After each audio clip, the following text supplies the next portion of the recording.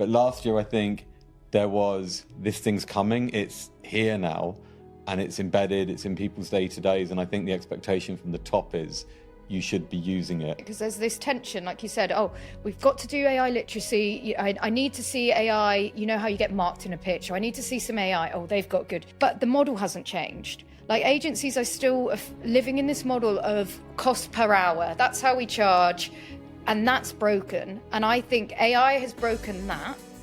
Welcome to episode 157. Today I've got two returning guests to the show, Kate Eversole and John Gwillim from PharmaBrands. They are the co-founders of PharmaBrands, and they bring pharma teams and their agencies together through events and meetups designed specifically to help people thrive in the age of AI. And in this episode, we talk about the shift from last year, where we were talking all about prompting in 2025, to what's relevant in March 2026, which is all about agents and why agents are the big focus. They also share what's happening inside pharma with approved tools like Microsoft Copilot and Gemini, and why agencies need to align with the client's approved tool stack. We also talk about the reality of governance versus shadow AI, which is where people are using AI without a company license, and why compliance and behavior don't always match. And we talk about the upcoming event, The Age of AI, in London on March the 10th, 2026. But if you've missed that date and you're listening to this after the event, then don't worry, because Kate and John share so many insights into the realities of what's happening right now with the pharmaceutical industry and medical communications when it comes to AI adoption. So let's go over to the interview now.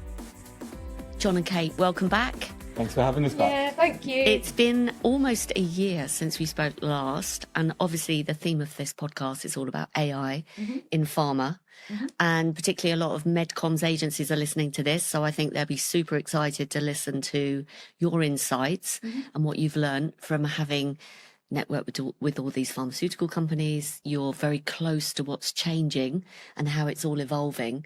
So just by way of an introduction, either one can start. What's changed? What are the biggest things that have changed since we last spoke? I think last year, I was reflecting back on what we discussed, and last year we talked a lot about prompting. And I think a lot of the work we do, a lot of our meetups, a lot of our training, it was all around, like, how do we prompt? Frameworks for prompting. And I think everyone's moved on from that now, which is great. Everyone's got tools. We've all got tools, I think, that have been like approved by the company. And now everyone's talking about agents. I think that is the buzzword this year. I think if you're not, if you haven't got an agent, you're not behind, don't worry. But I would say everyone this year is kind of looking into agents. And when we're getting, oh, how do we build this? We're getting a lot of that. And it's super easy. So if you don't know how to do it, I think most pharma companies use Copilot, apart from Roche, who are all about Google. But in Copilot, you just press a button and it says make an agent. And if you want to know, there's a demo on our website, which we can show you. But Vertex, a lady called Sarah, who's awesome. She goes through a case study. Again, we can show it to you of how she can build an agent in minutes. And I think that's what we're starting to see. Like, what I'm starting to see is more day-to-day, how can it help me save a bit of time? What Sarah's done is she's built an agent and she's fed it with FAQs, publication, all approved med info. So you can search for, because she's in medical affairs, she often gets asked questions on a drug or a product and she has to give pre-approved answers. So that would take her ages to find the right document, find the right study. She's uploaded all that info into an agent.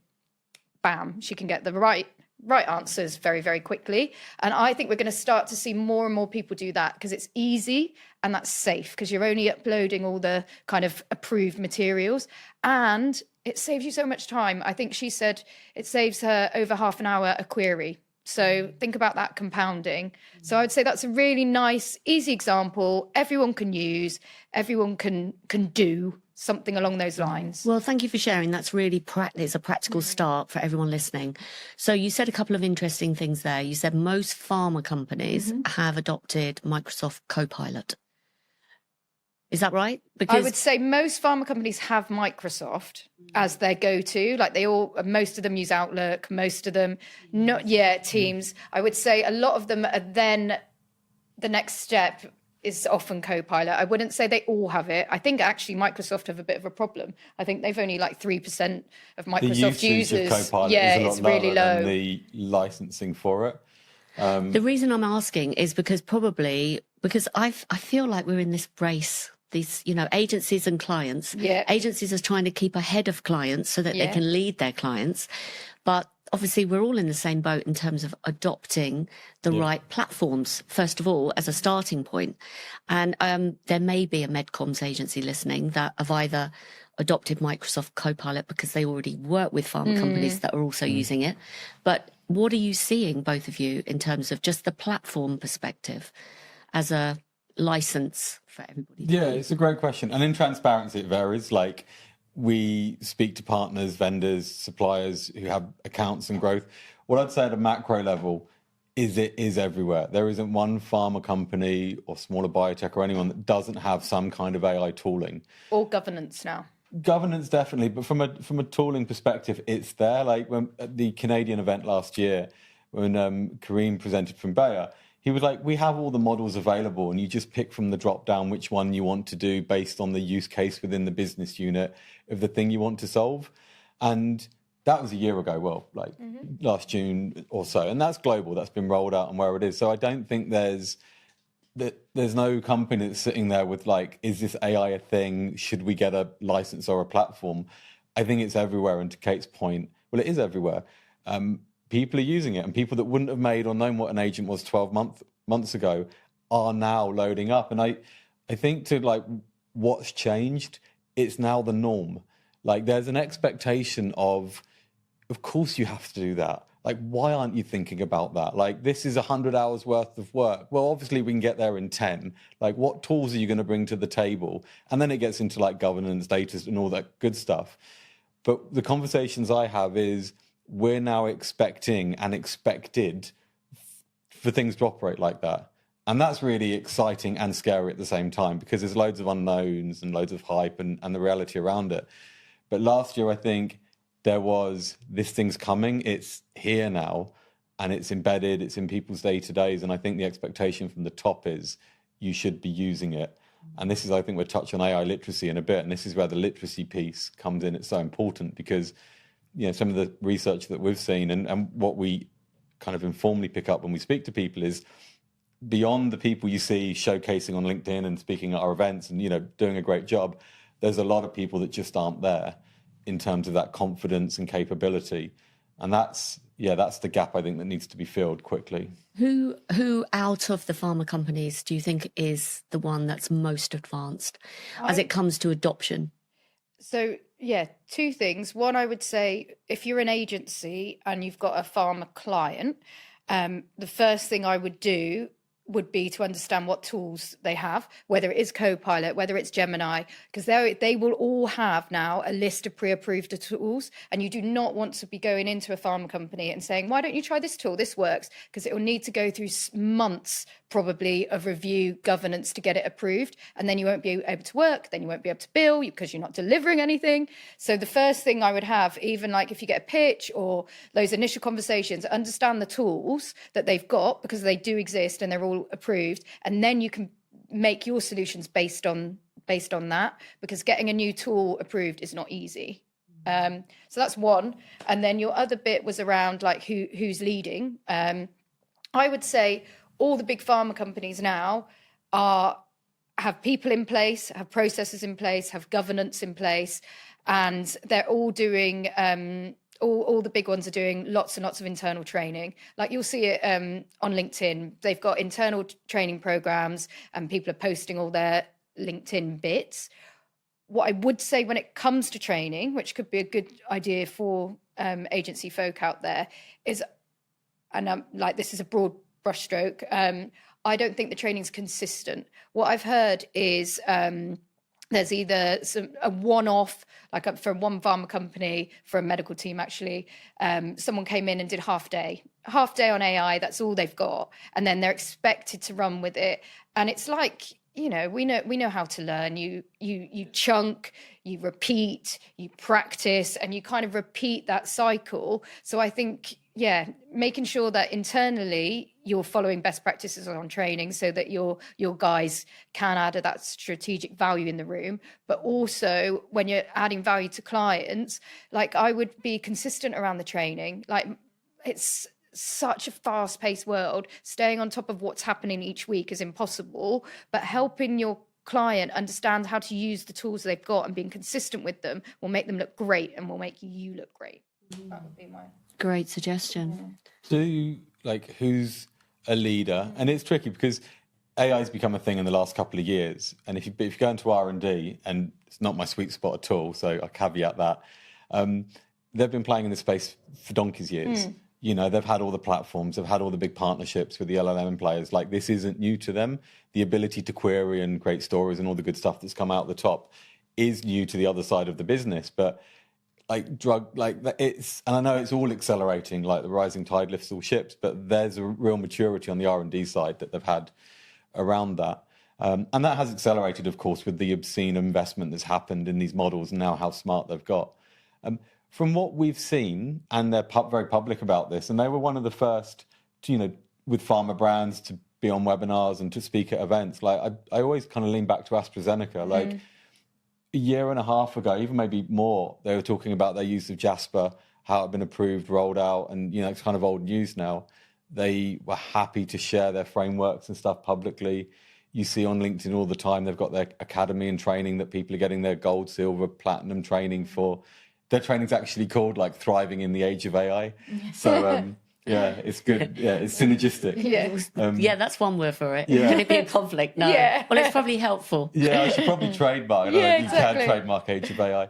So, but I do see them. But we speak to all of them, and we know, to Kate's point, they're all training. There's advocates and leads within teams, people helping with transformation, at the top and the bottom, all over the place. But I see AZ as they just seem to be vocal about what they're doing. Let's talk about the downside, because I'm curious. Lots of agencies, for example, who are listening to this work with the marketing department or the med affairs. Are you seeing any, first of all, resistance from anyone within those kind of departments about adoption? And or are you seeing any job losses or any negative impact of being more efficient and productive? I haven't seen job losses. Well, let's take a step back. So agencies have had a really tough year. Some of the big ones have restructured, gone under. Loads of my friends in industry have just turned up to calls and that's been it. And I guess same with pharma. There's been a huge, I've seen I know loads of senior people in pharma that are looking for jobs, and they're people that I've worked with and I know are great. So I think there's a real talent pool out there at the moment due to all these restructures. Is that all due to AI? I don't know. I don't know. I think some of it is, I think there's a bit of a change of model going on. I'm seeing a lot of pharma companies try to develop a lot more of their content in-house. So agencies that could come in and be that in-house content development team, I feel like that would be a sensible model if you could offer it. What do you think? Due to AI? Yeah, 100%. Yeah, you think so? I think anyone at a senior level that will have strategic consulting partners coming in to have, if that's not front and center within their conversations, they've probably got the wrong consultancy in the room of what they're doing. You can't escape it. And as you know, and what we hear, there are those that aren't and they're playing catch up. And I feel like there's almost going to be an irrelevance for those that have the skills and the platforms to those that don't in the future. And it'll be a journey, but I just can't see how people will accept things not being 10x in terms of output, and the quality can be there and those roles will change shapes. But I think 100% companies are reorging and repositioning for this. And, we've seen it when people are requesting marketing campaigns and RFPs are going out, they have AI littered throughout, show us the tools, show us the efficiencies coming. So agencies are having to start to react to that, but also themselves be mature within it to get on the front foot. Now, I know it's not that extreme, and there's a lot of still traditional work and all that good stuff going on. But it's a really weird place, isn't it? Because there's this tension, like you said, oh, we've got to do AI literacy. I need to see AI, you know how you get marked in a pitch. Or I need to see some AI. Oh, they've got good. But the model hasn't changed. Like agencies are still living in this model of cost per hour. That's how we charge. And that's broken. And I think AI has broken that. Because you're expected, like you were saying, you're expected to deliver 10x, you're expected to deliver things faster, you're expected to deliver things more efficiently, but the pricing model hasn't changed. So the RFPs I'm seeing are they still send you those awful spreadsheets where you have to put in job title and roles, but we need to move we can't move half of it. Oh, we're expected to be more efficient. Oh, actually, you won't have that person proofreading. We need to move to a model where actually there's experts that are helping us deliver something. Let's bill on deliverability. Let's bill on, actually, we've delivered this 10 times more efficiently than last year. So we get a reward. Let's bill on, I don't know, going crazy on this campaign has delivered X. If it delivers this, we get a piece of the profit. I don't know. I just think there's different like pricing models that I think both parties, pharma and clients, need to work on to get to. Because at the moment, it's a bit like, oh yeah, we're all expected to use AI, but we're not going to change any of the models. We just want everything cheaper.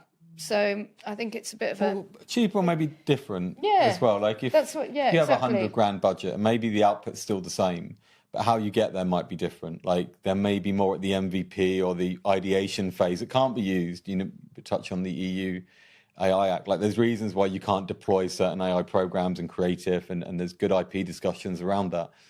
But you can have great fun now with your nano bananas and making videos, and it can get you kind of 90% of the way there. Where before you had to write a brief of what you think you want, if we stick with creative, of what you thought you want. But now you can get it exactly how you want it, and the agency can polish it and make it great.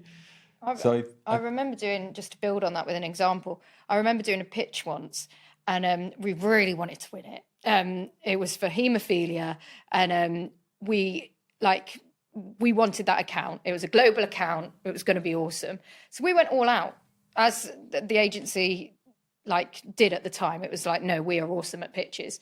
You may die in the process, but hey ho. And then, but we went and recorded. I remember going to the airport to record so that we could turn up. It took 2 days to record so we could turn up with an example of an ad. You can do that in half a day now. Don't get me wrong. You could do that in 30. You could prompt that out, yeah. But I was thinking, take me half a day. No, I was thinking of the insight and the collaboration piece, not just going for it. But I think that's where, and it gets you a good way, and it gives a good idea of where you're thinking. And I think that's that's awesome. Bringing your pitches to life. I would love your two. We're going to do a podcast reversal here, because I know this is something you speak about a lot, and you've run webinars and sessions on it.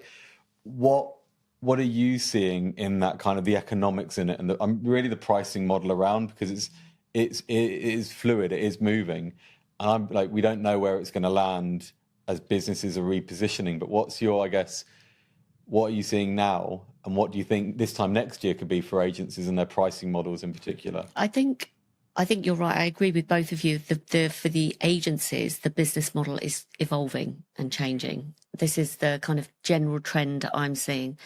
So by 2030, the marketing services industry is actually going to grow by about 4.7%. But we're losing jobs from the industry. And Forrester announced at the beginning of 2026 that we're going to get 15% job losses. Last year it was 8%.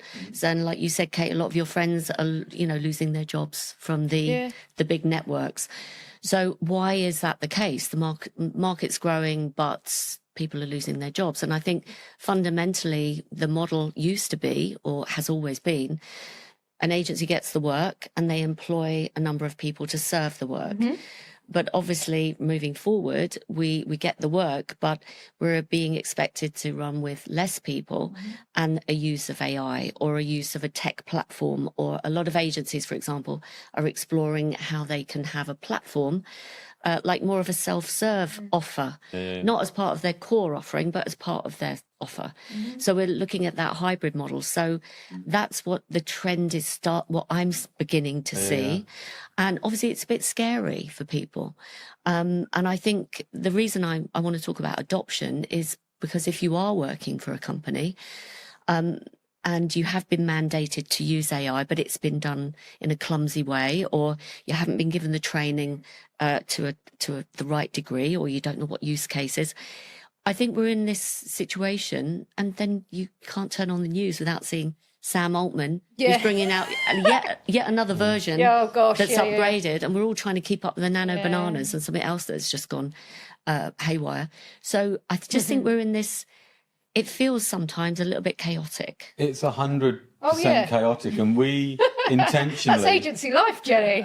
So I know I'll touch on the event later on, but with our event, we intentionally positioned it as like the rehumanization of marketing and medical comms, and that rehumanization was key because there's an AI trend and there's loads of great content. You can pull it from your Geminis and all that good stuff, but the human element seems to be getting squeezed within it. And our kind of view, within our mission and our business is, we don't want to outsource all the work to Sam Altman's business or whoever.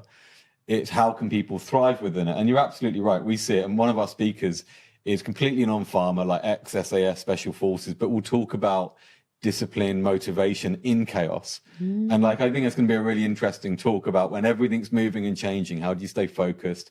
He's a performance coach now. And I just think we're bringing those insights into people because it is chaotic, and you can work hard and then suddenly, there's a big organizational change and suddenly you're not relevant anymore. And I think that's the big worry, especially if you're middle to senior, and reskilling and regrouping is a lift, especially when it's all technical. Like I was playing with Claude Code earlier and I'm like, I got to crack this, because of what I know it claims to do and what people are saying. But the big thing for me, and again, going into what AI does when people are looking for relevancy, it searches, we know how, to a degree, how it searches the Reddit social forums. And a kind of advice to people, and something I'm going to be better on, people need to be more proactive to promote themselves, because there's an element of, I can do my job well, I can get promoted and climb the ladder and all that good stuff. But if and when big change happens and companies are making decisions, they're probably going to keep or invest in the unicorn in the business that is staying up a bit later, is getting their head around the chaos, is posting on LinkedIn, is building their profile. And if a senior exec, just play this out, goes onto ChatGPT or Gemini or whatever and be like, of my staff, based on what you know about them, who should I keep? It's going to push up the ones that it can see that are vocal and proactive publicly, which is crazy because it's moving away all traditional kind of HR and goals and all that good stuff.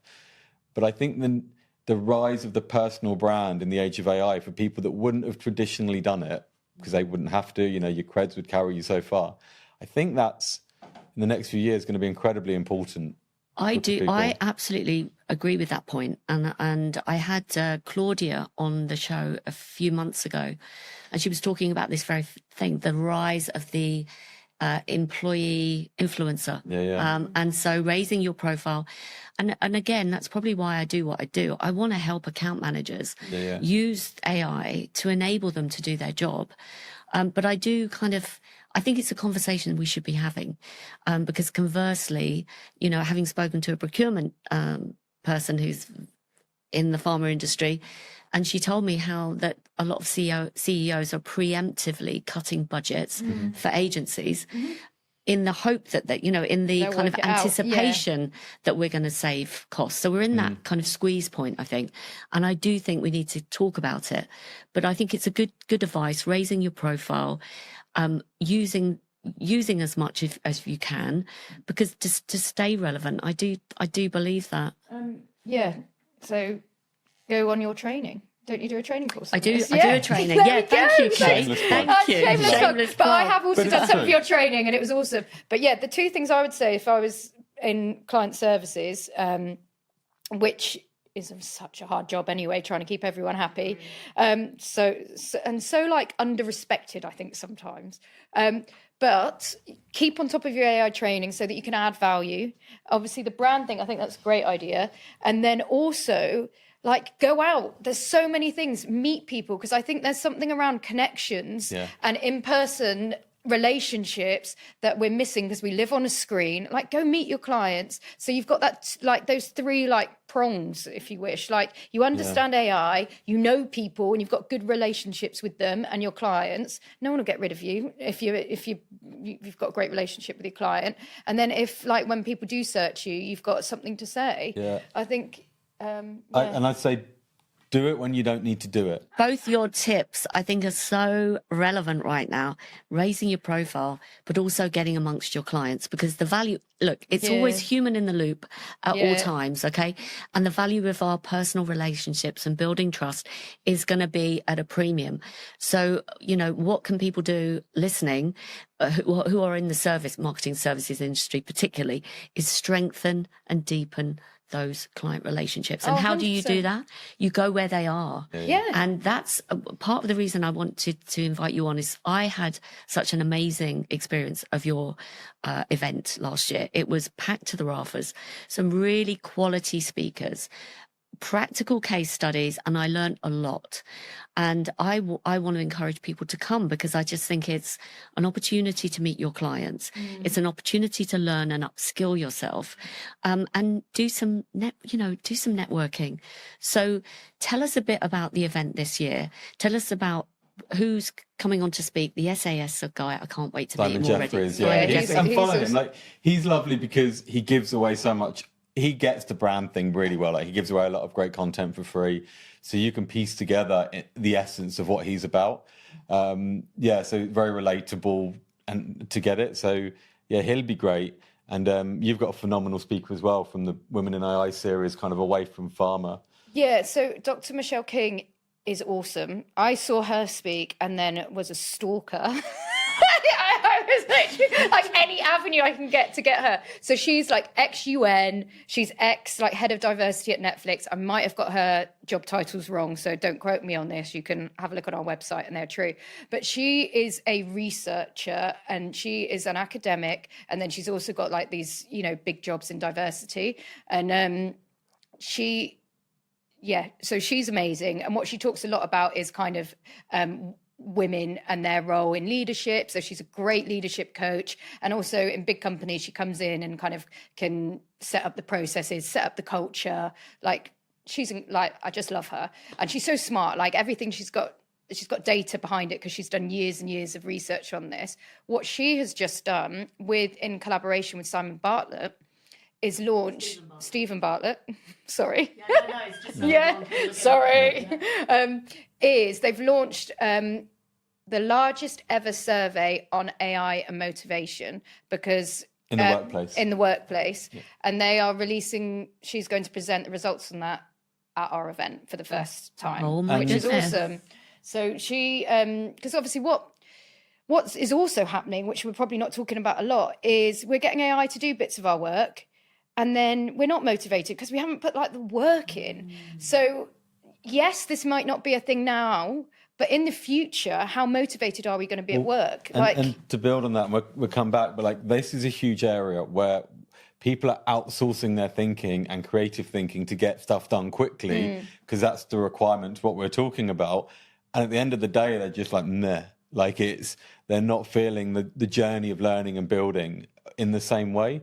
So I think this, like, AI and motivation at work is significant, because no one's really been trained to operate in this way, where I can move so fast and get to good, almost excellent in that much time without going on the journey of researching, learning, reading, making notes, and feeling proud of the thing you've built, regardless of its outcome. So I think that's going to be fascinating what she uncovers. And going back to the point, sorry, Kate, going back about the point that you made earlier about young people coming into the marketplace, you know, we all started our careers at a time when you had to do things manually. So you kind of built that muscle, didn't you? Of the research, of the studying, to synthesizing the points. But what's going to happen now? We can have all that at the touch of a button. So very timely by the sounds of things. Yeah. So she'll be great. So we've got some of those like talks focused on you as a person. I think that's really important within the event. And then, we've got some brilliant, just a littering of, like, I'd say some of the best players in the market, both from the provider and then industry. And where we've gone fishing and found people are people that, what we hope at least, aren't your typical or people you wouldn't have heard from before, that have just done interesting projects.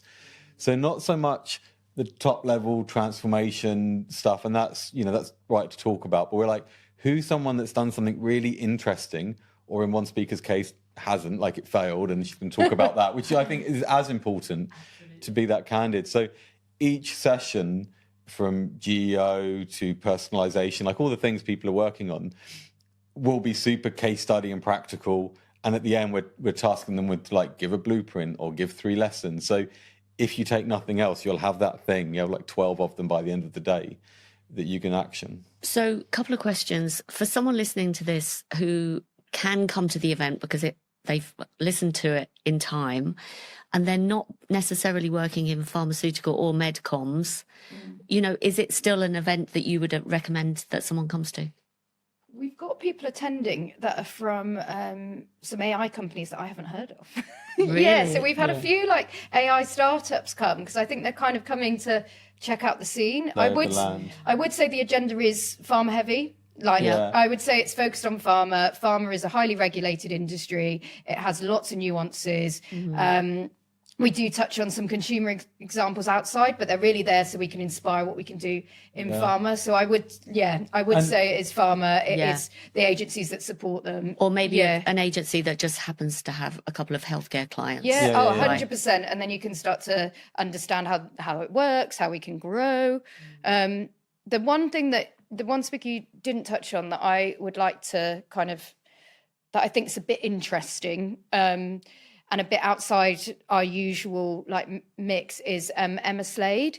She, you were talking about, they've been doing this in R&D for years. She's a brain box. She's got her PhD in physics from, I want to say Cambridge, but she's amazing.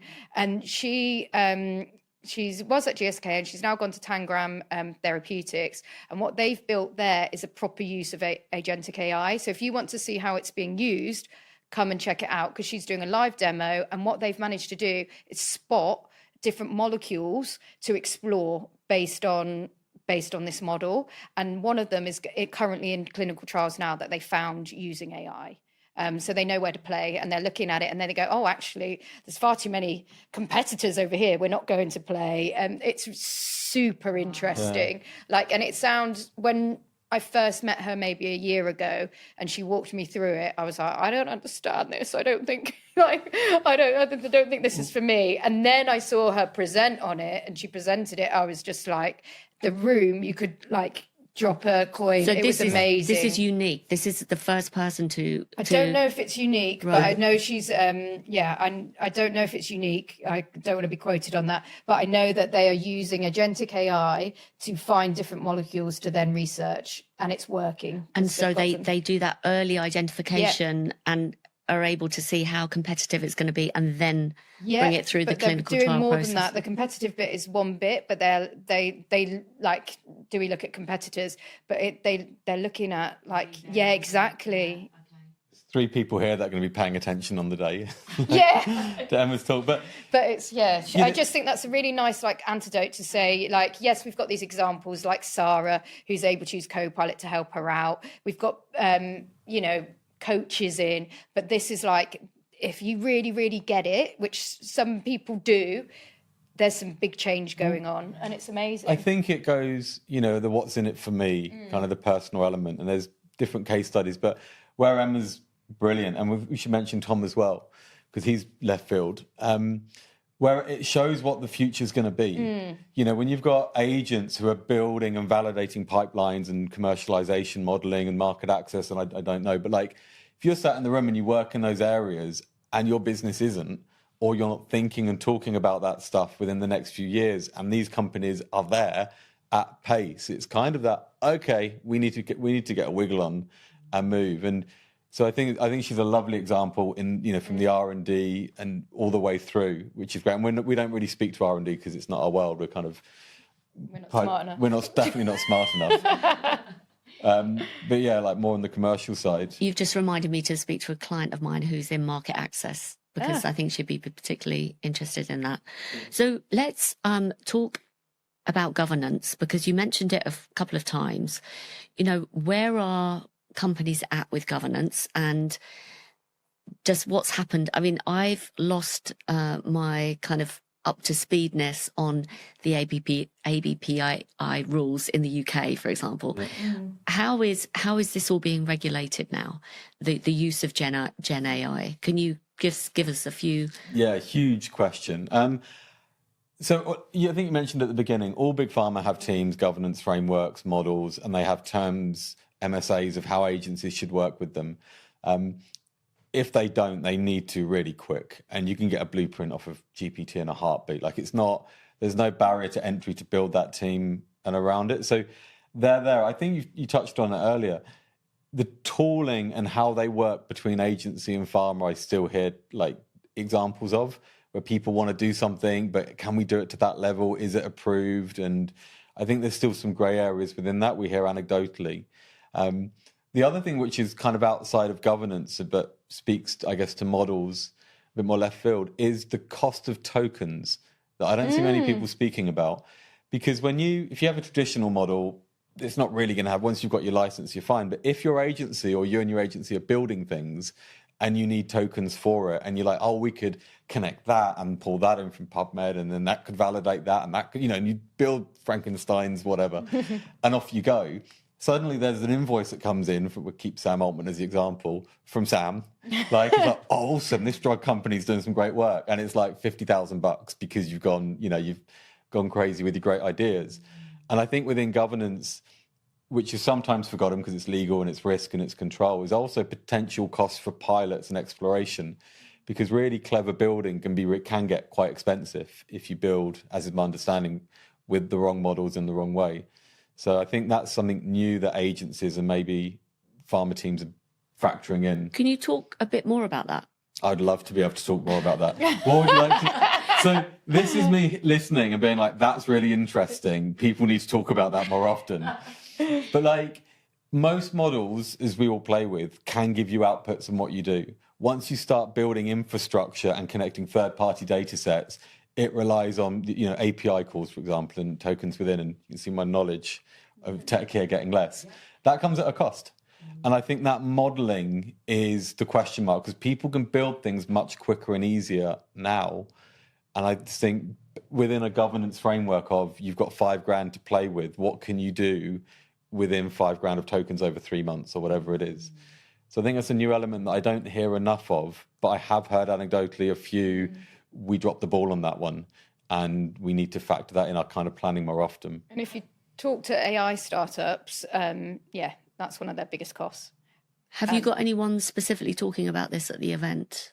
No, because I think our event is more focused on those kind of like, how can you use the tools that you've got? I don't think the audience isn't the people necessarily making the tech. I think that's like, we'll touch on it, of course. We've got panels on governance and on the regulations and like how do you prepare and things to consider. So it'll be touched on there, but I think the level of like detail, I think it's too techie for our audience. What else can you share with the audience that you personally both are excited about, or that you've learned about, that just like you said, John, something that you can see is going to become more important? I think the EU AI Act, sticking with the theme of governance, is largely misunderstood or not read. From people we speak to. I've skimmed it, in transparency, and I've read a few bits in a bit more detail. It is an easy read. It's not complicated. And it's now active, and I think it becomes law in August this year. We'll check that. Like, it's a thing. And it will impact European countries, of course, and significantly. And it's at odds with the US and the open models of China. So there is this kind of how Europe, the companies operate compliantly at scale. And there's things in that are really interesting around how you report publicly on the use of AI creative and words, how you basically show transparency that this was made by AI that currently isn't used. It's the wild west of things flying around. There's things around literacy, there's things around jobs. And we've not seen yet people reacting to that within business or talk about it. Like, there are experts, obviously, and there's a good session on that at our event.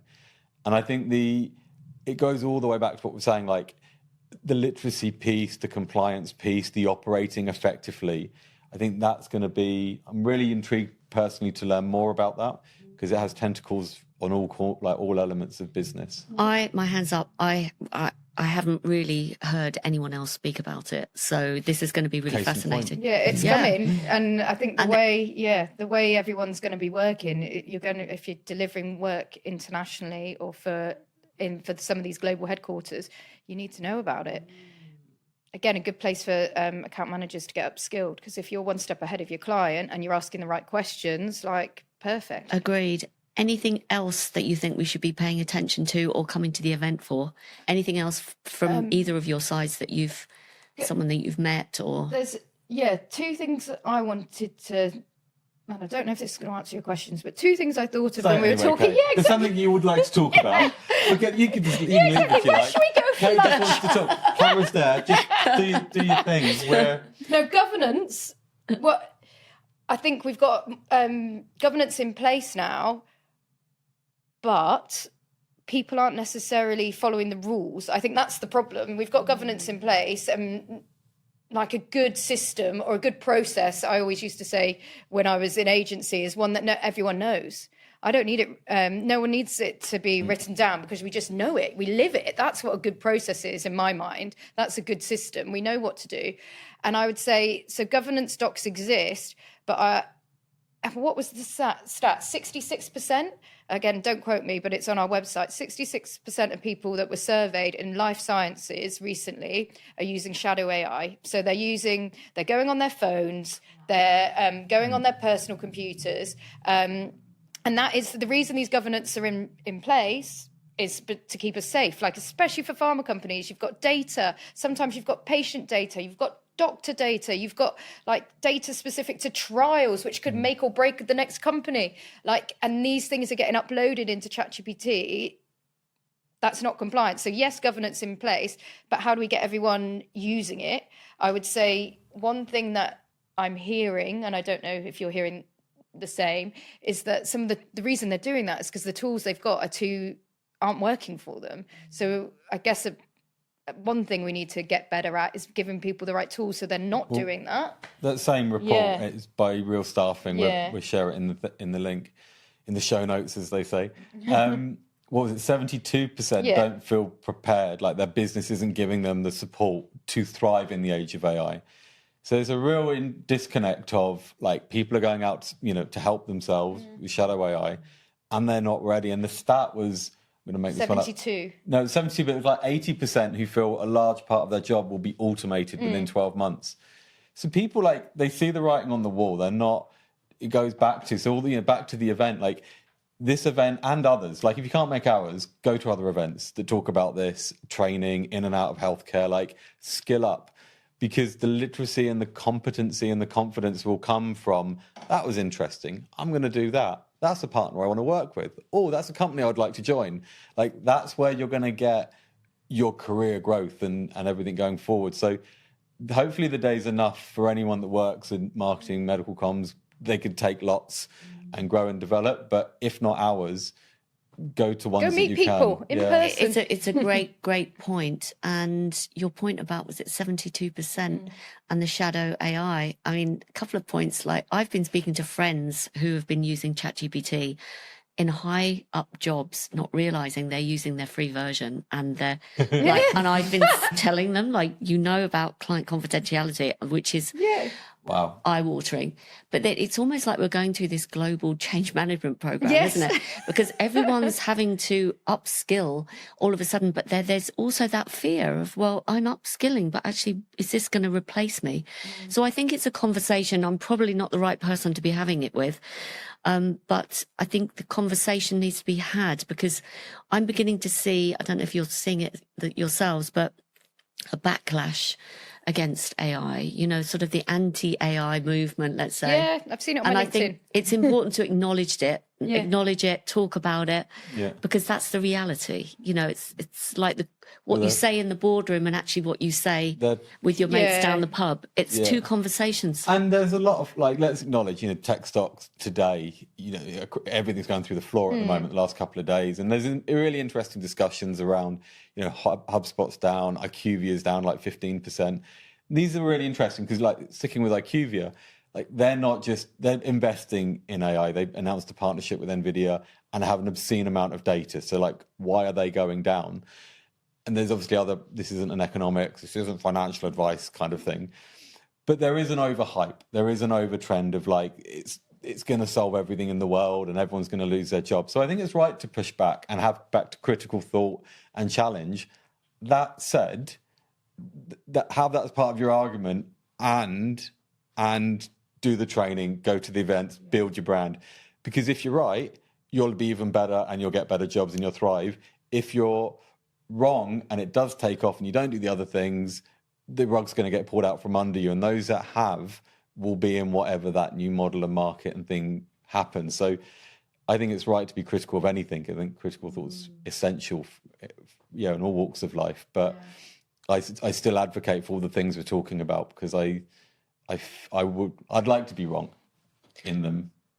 Regrettably, partly, I agree with you 100%.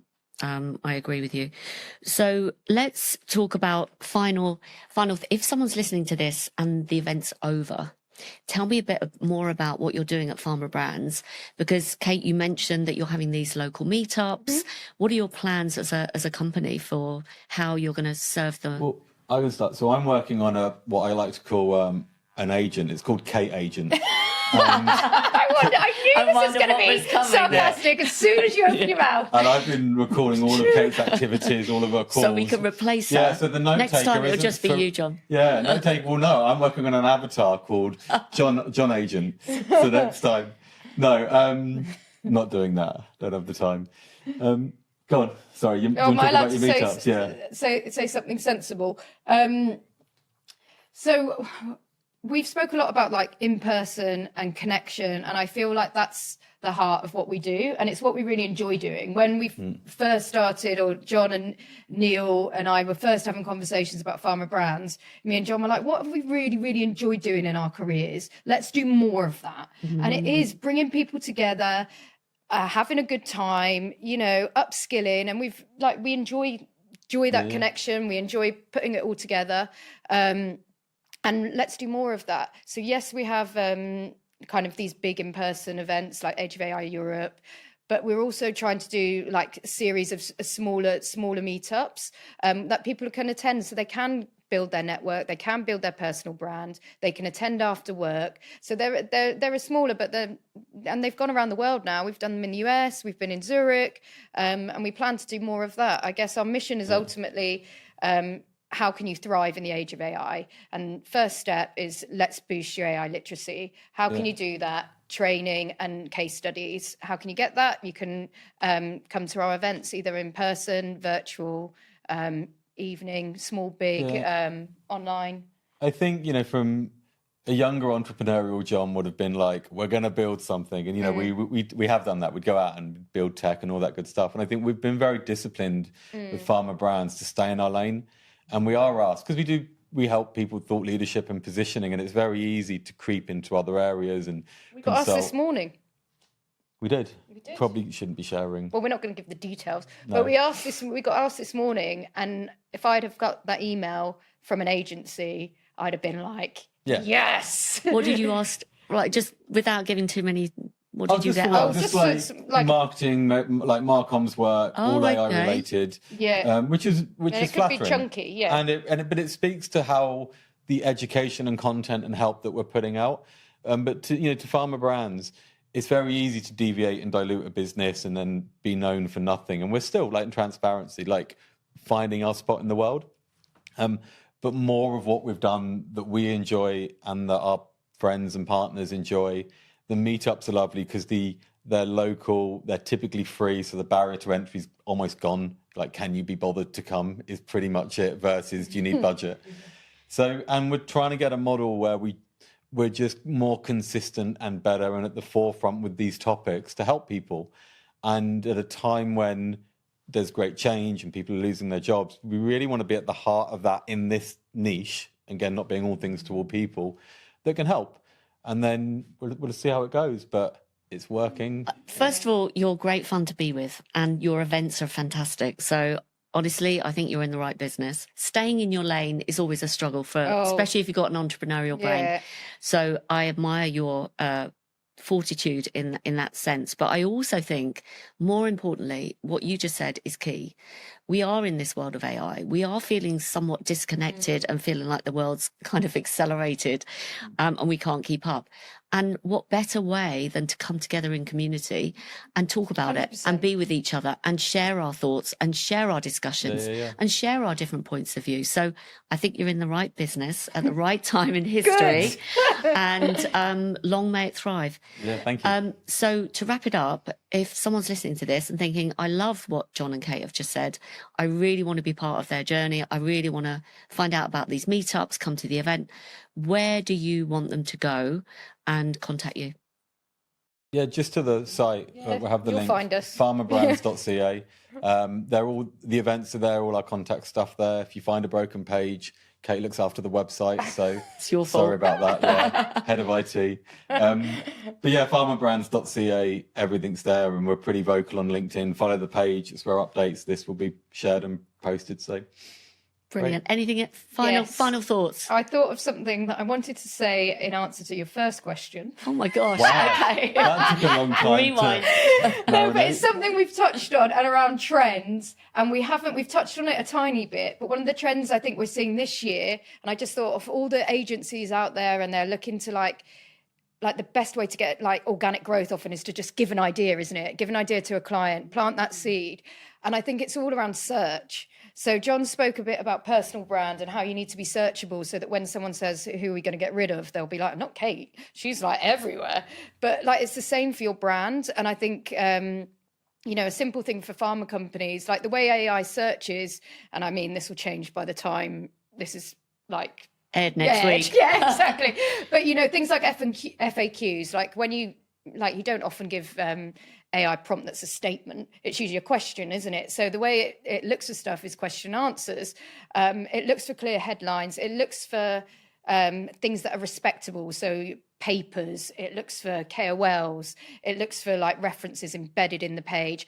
There's there's lots of things that it looks for. And at the moment, shock horror, doctors are humans, and they're all going on their phones and checking things, and they're using ChatGPT for advice, and the stuff then getting back isn't necessarily approved pieces that have gone through that, like the vigor of a pharma review, so it's safe, it's accurate, and we need to get to a stage where they are.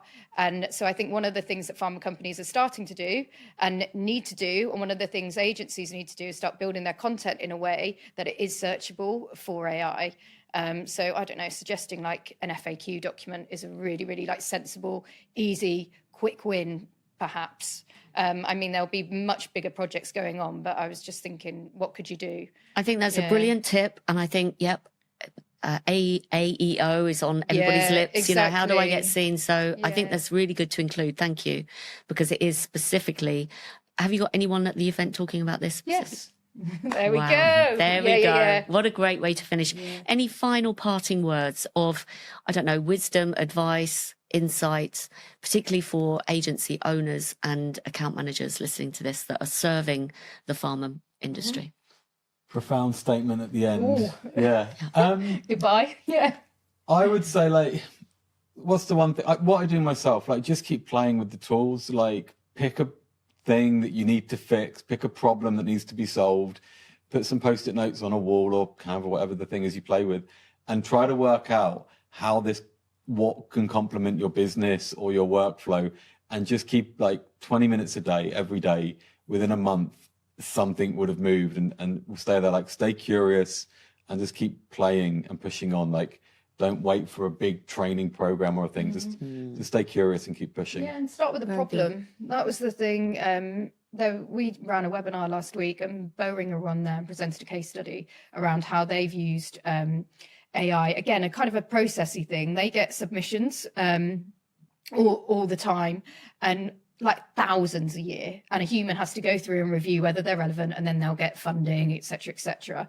So they started with this problem, and they've now built a tool, quite a simple tool to build, and it doesn't get rid of the human, but it just prioritizes based on whether it's like relevant, whether they're in the therapy area, whether it, I don't know, something we're exploring, whatever their kind of parameters are. And that saved, like, it's been a very simple thing, but they started with the problem. They didn't start with like, oh, I need to use AI. It was like, oh, this is taking too much time. Are we going, like, I think we've got too many staff working on this full time, and their time, it's not hard work, it's repetitive. How can we free up their time? So I would, my advice would be always start with the problem, and then you can work out what tools to sort, and meet people. Like, I just think there's something like, and I'm guilty for it quite a lot, of like, can't really be bothered to do this. I've got so much to do. I've got to get my head down and do all of this. And I don't feel like, what am I going to get out of this? But actually, when you go and have like a little coffee for someone, you might learn something, you might get a new connection, you might spark something, you might just feel like, you know, like a normal human. And I think the more we do, I would say meeting people, especially if you're in client services, is so vital, as well as keeping on top of like, your AI stuff. Brilliant advice. Jenny, what would your My advice be to people watching?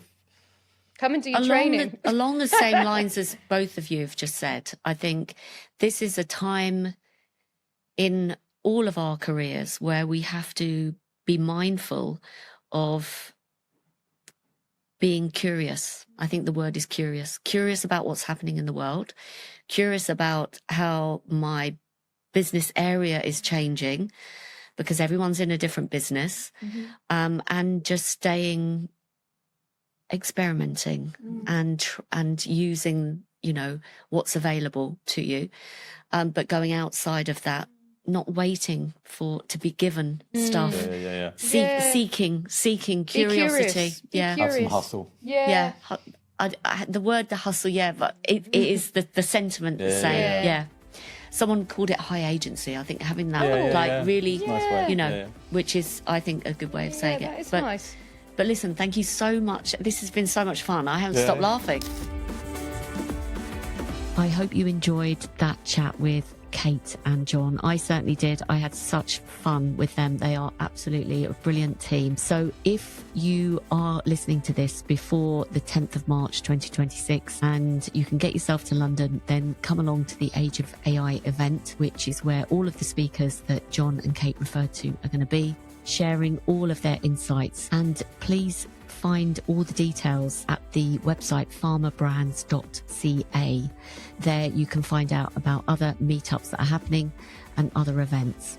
And finally, if you would like to be kept up to date with the changes in marketing services as they relate to the account management role, and also be the first to know who's coming up on the podcast and any events that I'm doing, then you can sign up for my newsletter at accountmanagementskills.com. Thanks for listening as always, and I look forward to speaking to you on the next one.